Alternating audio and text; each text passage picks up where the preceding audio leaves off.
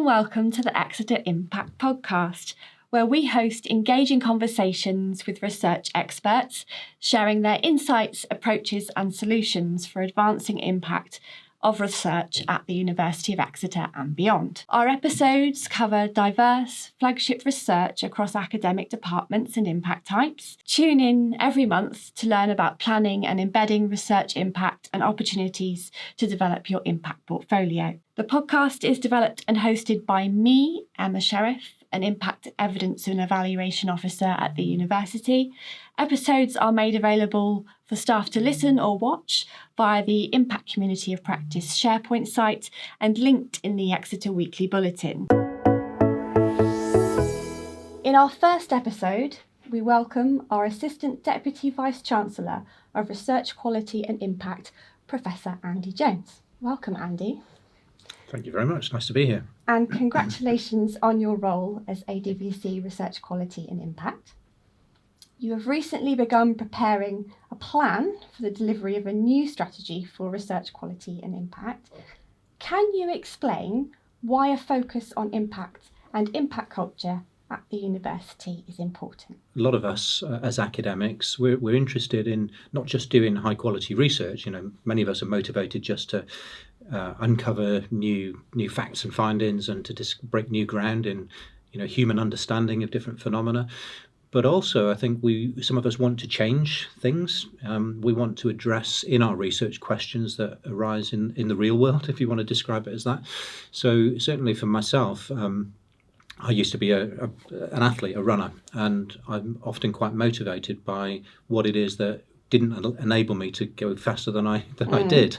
So it's like, so what are the determinants? What are the limitations? So that's a scientific question, but also it's how can I help athletes of today and tomorrow go faster than they might think they're capable of at the moment. So it's having that impact. And actually, if you have the connection with the practitioners, in the example I gave you there with the athletes and coaches, that can generate the questions that are actually relevant to the people in that environment. And then you can take that back to the lab and do the research. So I'm quite interested in solving, those real world problems and actually getting outside of the university structure and seeing how that can change practice and actually enable people in the example I gave to be faster runners. But of course, we're also interested in health, how people can be more healthy, more active, through their nutrition and their exercise, for example. So it's really that, it's going beyond the ivory towers of the university and seeing literally the impact, the change that your research can make to people's behaviour and people's practice. And for some people, it could be changes in economy or culture or society. It's a whole variety of different impacts, but I think it's just quite an exciting area to be part of. Sounds really exciting, and I wanted to turn a little to your new role now, I suppose, and ask you about your vision for enhanced quality and impact of research at the university. What does that look like? Yeah, I mean, the other thing that why I think impact is important, of course, is it's something that's measurable. I think it's something that we ought to be, people might wish to be involved in anyway, just for its own sake, but because REF, Research Excellence Framework, is actually something that the government is actually interested in. It's not just, again, about advancing knowledge, it's also about changing behaviour and changing society for the better as well. So, and of course, if we do well in REF, that generates extra income for us to do more research. So there's other reasons beyond the altruistic why you might wish to have high quality impact happening within a university environment. But I think the two things, kind of go hand in glove. You can't divorce the REF itself and the impact case studies, which provide little snapshots of some of the high quality impact that we do from the environment. So I think my plan would be to have people be more aware of impact. Usually there's that cycle where you get a grant and you write your research article, and quite often then it's like, well, I need to get another grant and write another research article. And I think I'm going to try to encourage people to look beyond that. So they write the research article and then think, well, in addition to my academic colleagues who might read the journal that I've published in, who else might be interested in this, and how do I make them aware of it? And I think that's the first step, is engaging with the folk that might be interested in the work that you do. That could be organisations, it could be industry partners who actually might wish to fund future iterations of the research that you do anyway, so there's a kind of symbiosis to that. But it's also the end user and connecting with them, so making sure they're aware of it, and taking pride and pleasure when they actually change their behaviour or their practice as a consequence of the work that you've done. So the first thing is raising awareness, I think, within the university about impact and how that can be valuable, both from a personal perspective, but also in terms of supporting your research going forward. And then, of course, making people also aware of case studies and REF, and why actually having illustrations of the really good work that we do can be beneficial also. But I do think the case studies are a byproduct of having an impact culture where more people know about it, want to engage in it, and we've got this sort of bedrock of impact activity, engaged research, which is happening continuously, from which case studies sort of automatically emerge. It's not something that you manufacture. I think at some stage you have to identify which of those hopefully hundreds of examples of impactful research you're going to use as impact case studies in the REF, but that's something that is a bit further down the line. In the first instance, I just want to see what kind of pipeline we've got, understand better who's doing what and where, and where we can get more impactful work going on, where it's already really good, sharing that best practice, having that intelligence, having a supportive structure across the university where people can share what's worked and what hasn't, and just celebrating impact and publicising it, which I know is one of the goals of this particular podcast. Yeah, and I think exactly what you said about identifying that potential impact and developing it. What I'm interested to know from you is how do you know that a case study has that potential, and is there a difference there in terms of impact for those case studies? It is a bit difficult, especially this early in the REF cycle, because it's a bit like a horse race or something. You never quite know. Like, let's say the Grand National. Actually, this year the favourite did win, but they don't always, do they? All sorts of things can happen. Yeah. So you can trip at the first hurdle or whatever. So things that look like they've got a lot of potential might not make it to the end. I think so. I think we obviously can't support everything. Obviously, there's a resource around this. People should be hopefully doing impact and wanting to do impact for the sake of doing it, really, because I think it's a pleasurable and fun thing to do, and people value it and benefit from it. And I think it's good just in terms of developing the culture.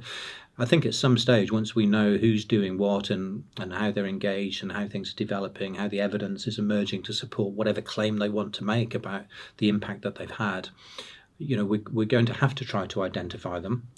It will probably come slightly later, so you have to develop more impact case studies than you think you're going to need, just because some of them might fall by the wayside.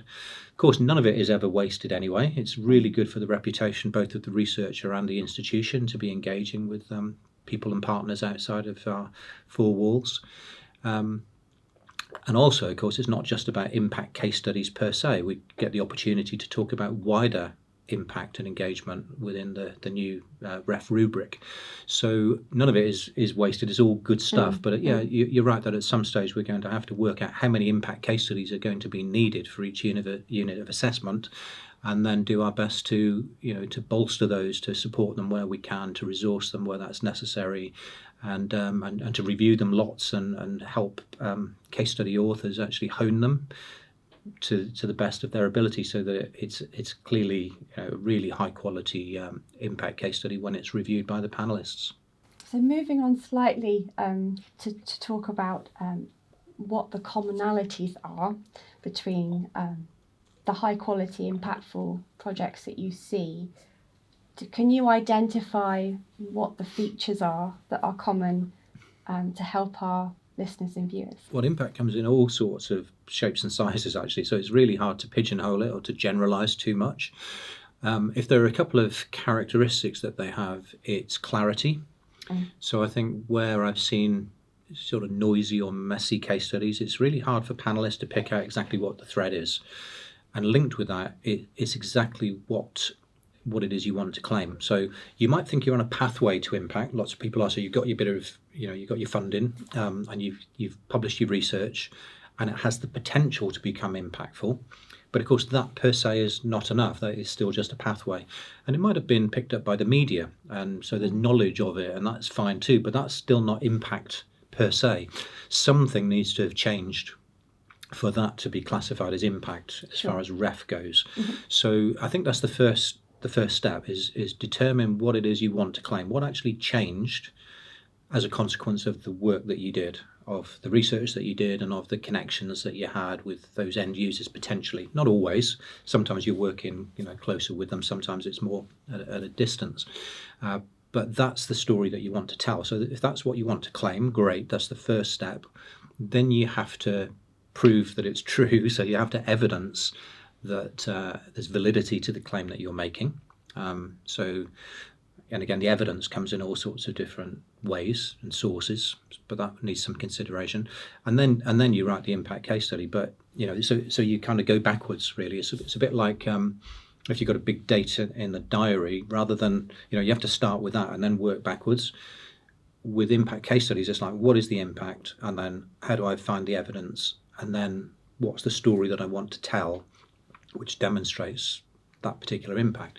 So the funding and the research that you did is you kind of backfill that, if that makes sense. And then it's the clarity of it. Don't try to claim too many impacts at once. So panelists can get a bit confused. I mean, three people on a panel will read every impact case study. At least that was the case on the two that I've been part of.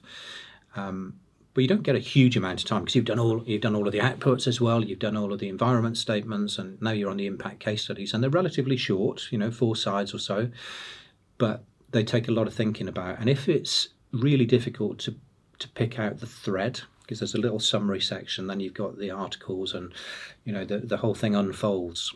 And if there are too many claims and you're trying to pack in too much evidence, and it just people can get confused quite easily.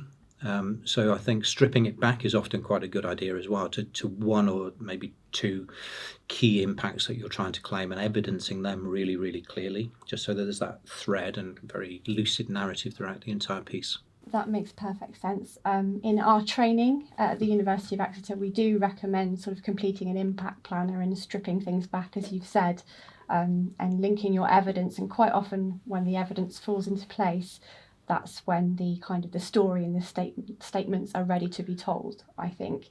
So moving on now to talk a little about your research specifically, because you had these very successful impact case studies.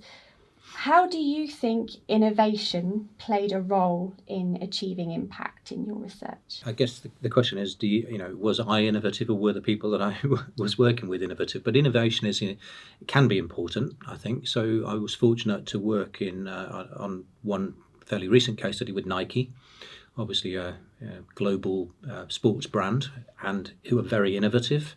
So they had a vision that they wanted to achieve a particular thing. In this example, a sub 2-hour marathon, first ever, and that's innovative in itself, because it's a leap forward. It's like, because when this whole project began, the world record was 2 hours, 2 minutes and 57 seconds. So that's quite an ambition. So you've got to be brave about it, and I think they put their necks on the line a little bit, but I think they understood that there were plenty of potential gains, which could make the best human runners even faster than they were presently achieving.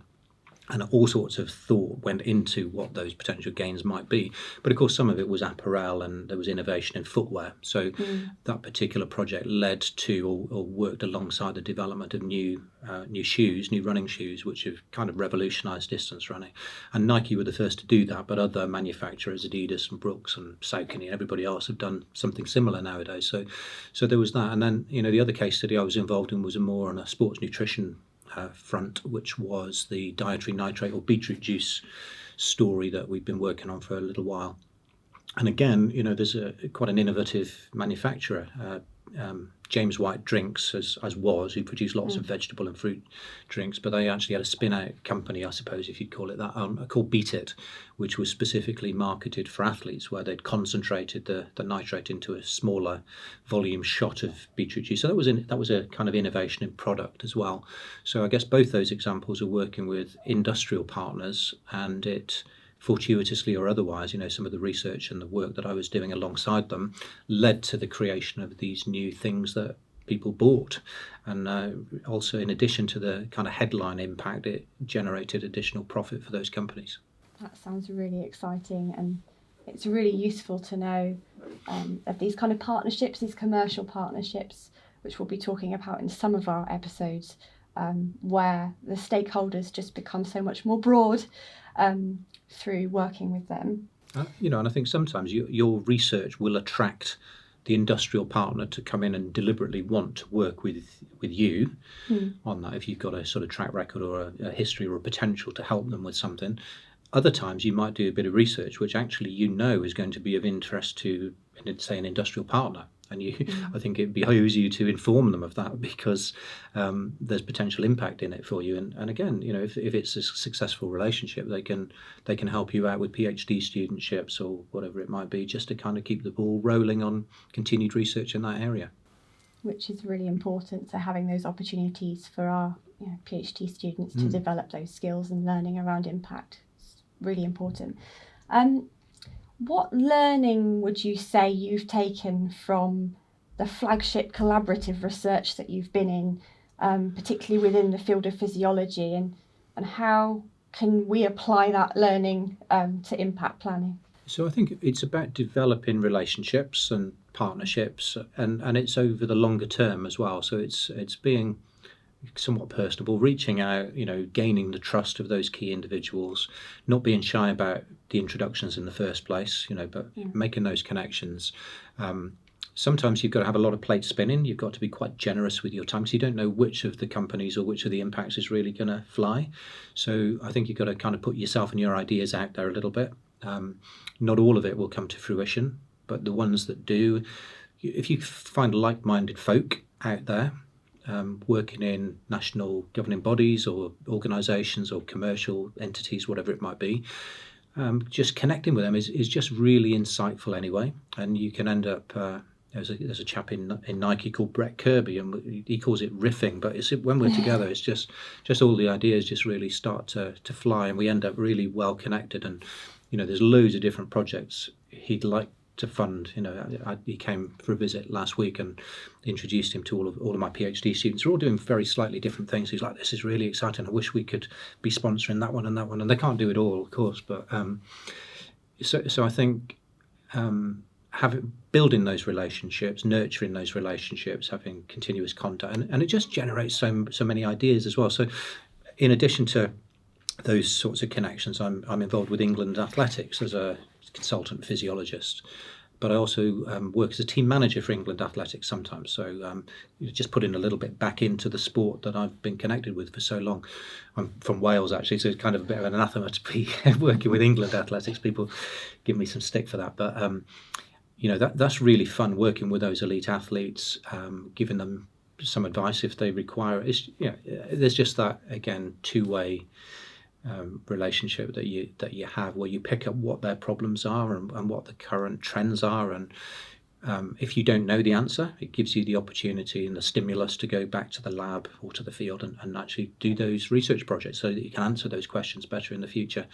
So just rubbing shoulders with the end users and the practitioners just generates new sparks of research that you can take back, and will take you in different lines of research potentially, or at least know where you're going to continue the work that you're already doing. Can you describe any unanticipated impacts that you've seen play out in your research? I think when we were doing the work on the Breaking 2 marathon project, there were people in Nike in the biomechanics and footwear department there that were simultaneously developing these new shoes. And I suppose while they were excited about their potential, they probably couldn't have anticipated quite what an outcome that would have. So, the impact case study that I wrote up for the 2021 was about the sub 2 hour marathon achievement, which was fine. But alongside that, Nike got a lot of publicity when the 1:59.40 was eventually achieved. I mean, the first attempt was 2:00.25, but then we got another chance with Ineos to do it again, Ineos and Nike. But then, the shoe clearly was a winner, and everybody's adopted that shoe. And there's been various iterations of it. So that was kind of unanticipated. And we helped to evaluate that shoe as well. So in addition to them developing it in-house, and they certainly had information and research data that supported that this actually could be a kind of revolutionary shoe, they also obviously do like to confirm the validity of those suggestions elsewhere, and so we were secretly testing these shoes as part of the project. Had a couple of certainly one fully funded PhD student. There's been another one since, and some other discrete projects that we've done which have looked at some of that those innovations. So certainly that's generated, I guess, huge profit and changed. Virtually everybody who competes these days buys a shoe that has a carbon plate and super resilient foam. So there was that. And I've already given the example with Beat It, where they produced that shot, and that they're always innovating their products as well. So even the small beetroot juice shots, you can't really put in your hand luggage and take to a race overseas. No. And it would be really heavy anyway. So they don't. So they've now got a like a powder or a sort of sprinkles sort of thing, which has super concentrated nitrate, but it's in dry form, so you can put it in your hand luggage and take it through airport security, and just dissolve it in some water when you get to wherever you're going, or sprinkle it over your cereal or whatever it might be. So there's all of that sort of thing, and having that continued engagement with the key personnel in those companies in this example, helps inform further innovation. Whether you can incorporate all of it in the case studies that you write, it's like I was saying, you still got to have some clarity, and you've got to pick out the big stories. But sometimes there are unanticipated things. In fact, the whole beetroot juice thing was a bit of a shock to us, because when we first did the study with that, I'd seen a study which suggested that a chemical called sodium nitrate might have physiological effects, which I anticipated, if it were true, could have performance-related effects. But I honestly didn't expect to be able to reproduce this hint that I'd seen in the literature, and lo and behold, we did. And all of a sudden, we're on we've been researching that for 15 or 16 years now, and it keeps taking slightly different twists and turns. But sometimes you've just got to be really curious, be alert to things, take opportunities, experiment, challenge yourself, be brave, like I explained, that kind of Nike were in taking that jump. But sometimes you've got to take an unanticipated direction, and you'd be amazed at the eureka moment that you might occasionally get, and that kind of informs what you do for a decade or more to follow. I wonder if you could tell us a little about the challenges of reviewing impact case studies. More challenges in writing them than reviewing them, probably, because I mean, just in terms of writing them, they're only relatively short, as you'll be well aware, and some of it is quite, you just put down the research evidence that you're going to rely on, and then you've got a list of your evidence bits at the end. So there's not that many words to write in terms of that. So in terms of the volume of work required, it's not too bad. However, you've got to go through multiple iterations to really refine it and hone it and make it perfect. And so you have to be prepared to go through a lot of drafts. And I think the support at the University of Exeter has been really good for that. We've got lots of people who are expert in it, either as former impact case study writers or reviewers on panels, but also within the professional services team. Lots of people have read lots of impact case studies over many years, and they can kind of help, I was going to say, separate the wheat from the chaff. It's not that. It's just honing the language to really pick out the impact better. So there's lots of support for that to be available. And I think as an impact case study author, the more feedback you can receive, the better, because everybody looks at it through a slightly different lens, don't they? And a thing that you think you've written clearly, if somebody has interpreted it in a different way, then you clearly haven't written it quite as clearly as you should have done. You don't have to take all the feedback on board, but using it, because you still have ownership, but listening to the feedback, reflecting on it, and letting that feedback shape your case study is important. I think if you're reviewing them, it's easier to review them if you've written them. And the more of them you read and the more of them you write, the better you get at doing it.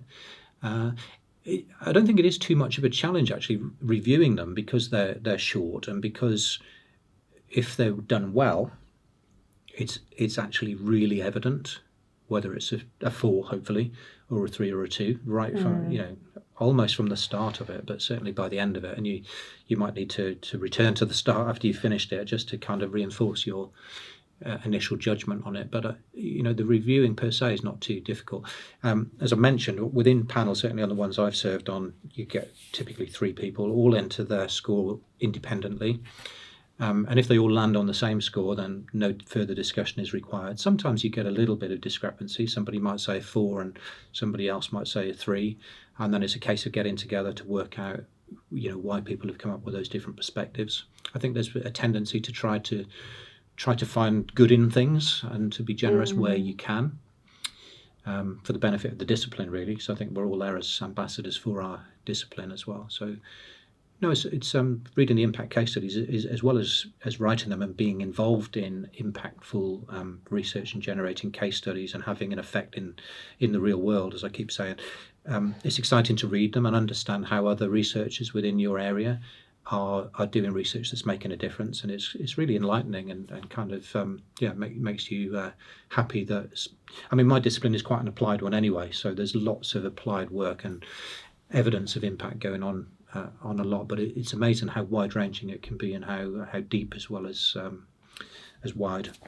I wonder if you could tell us what is often missing or could be enhanced from the impact case studies that you read. So were there any gaps?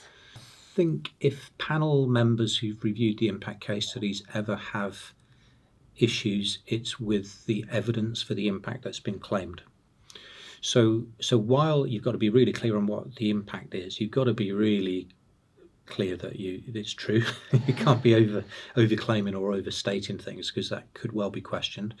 It's like, well, it sounds like a great impact, but actually, did it really occur, or certainly to the extent that it's being claimed? So you have to, really make sure that your evidence is nailed down.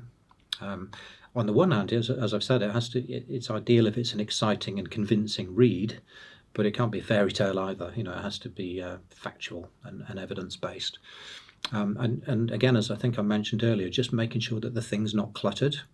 Sometimes people are working in a certain area and they think they've been impactful in a variety of different ways. And the big mistake is to try to incorporate all of that in the 4 or 5 pages that you've got, which is because it just becomes too dense and nobody can pick out exactly what the main thing that the person is talking about. So again, very often less is more when it comes to impact case studies. And for you personally, what were your reflections on authoring 2 4-star impact case studies in the last ref? Is there anything that stands out to you from engaging in that process? Not so much, because as I said, the case study is the icing on the cake. The exciting bit, the thing that stood out, was actually the involvement in the thing that was impactful. That was a once in a lifetime opportunity that kind of enabled me to put everything I've ever been interested in into a single project. So having the opportunity and the invitation to take part in that thing was awesome. So again, the case study wasn't that difficult to write up. I was able to kind of I think unless you'd lived in a bit of a cave, you would have been aware that this thing had happened anyway. It was so publicly accessible and all over media of all different sorts. So that helps, I think. If people already know what the impact is, then it's just your job to prove that you were instrumental in having had some effect on having that impact realised.